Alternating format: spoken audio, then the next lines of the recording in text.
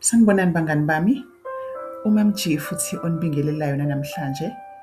Indaba yethu-ke yeBhayibheli ikhuluma ngephasika lokuqala. Sondelani-ke nizokwethamela izindaba zeBhayibheli.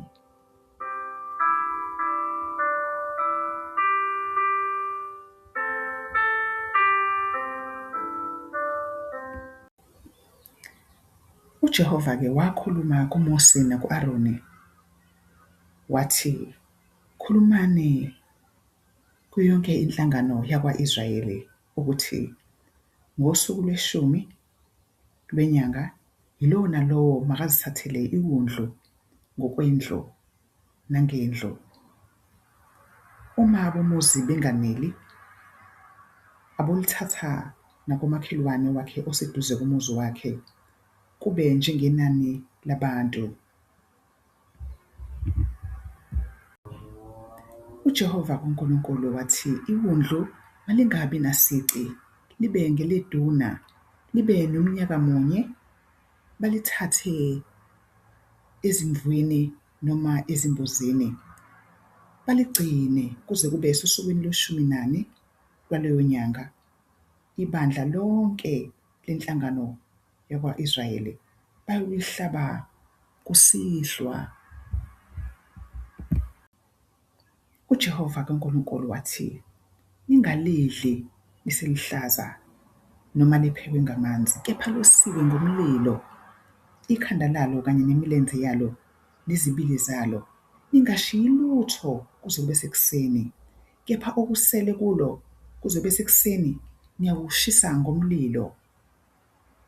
Niyakulidla kanje, izinkalo zenu ziboshiwe, izicathulo zenu zisezinyaweni zenu, nezindondolo zenu zisesandleni zenu. Niyakulidla ngokushesha. Kuyakuba liphasika likaJehova, ngokuba uJehova uyakudabula izwe laseGibhithe ngalobu suku, abulale onke amazibulo ezweni laseGibhithe, abantu nezinkomo,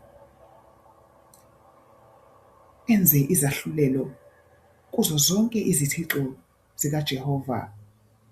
Mina ngikuJehova. Igazi ezinsikeni nasemakhothameni ezindlu zenu liyakuba luphawu lwenu ezindlini lapho nikhona. Nanxa ngibona igazi, ngiyakudlula kini. Ningehlelwa yisifo sokubhubhisa lapho ngibulala izwe laseGibhithe. Lolo suku liyakuba isikhumbuzo. Nilugcine lube ngumkhosi kaJehova anoligcina izizukulwane ngezizukulwane ngomthetho waphakade.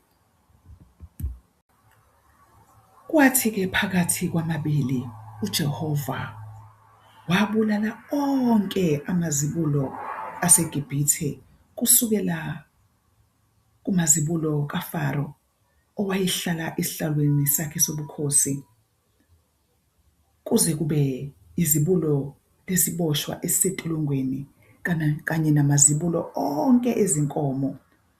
UFaro wavuka ebusuku yena nezinceku zakhe zonke nabo bonke abaseGibhithe. Kwaba khona ukukhala okukhulu eGibhithe ngokuba kwakungekho ndlu lapho kungafanga khona zibulo. UFaro-ke wabiza uMose no-Aroni ebusuku wathi, vukani niphume kubantu bami, nina nabantu bakwa-Israyeli, nihambe niyokhonza uJehova njengaloku eshilo. Thathani izimvu zenu nezinkomo zenu njengaloku nishilo, nihambe ningibusise nami. Ngempela-ke kwabanjalo.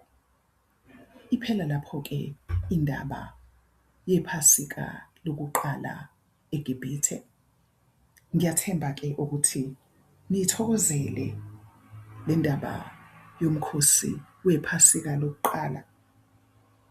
Ngiyathemba-ke bangani bami ukuthi sifundile ukulalela uNkulunkulu. Konke uNkulunkulu asiyala khona ukuba sikwenze, sizofunda ukuthi sikwenze. Siyakhumbula bangani bami ukuthi uNkulunkulu wayethumele u-Aroni noMoses enkosini yaseGibhithe uFaro ukuba akhulule abantwana bakwa-Israyeli, akangawulalela umyalo kaNkulunkulu. Sisebancane kumele nathi sifunde ukuyalela izimiso zikaNkulunkulu. Konke uNkulunkulu asiyala ngako sikufunde, sikulalele, sikwenze. Nisale kahle-ke bangani bami. UMaMjilo nangokuzayo futhi nisondele nithamele izindaba zeBhayibheli ngoMaMjilo.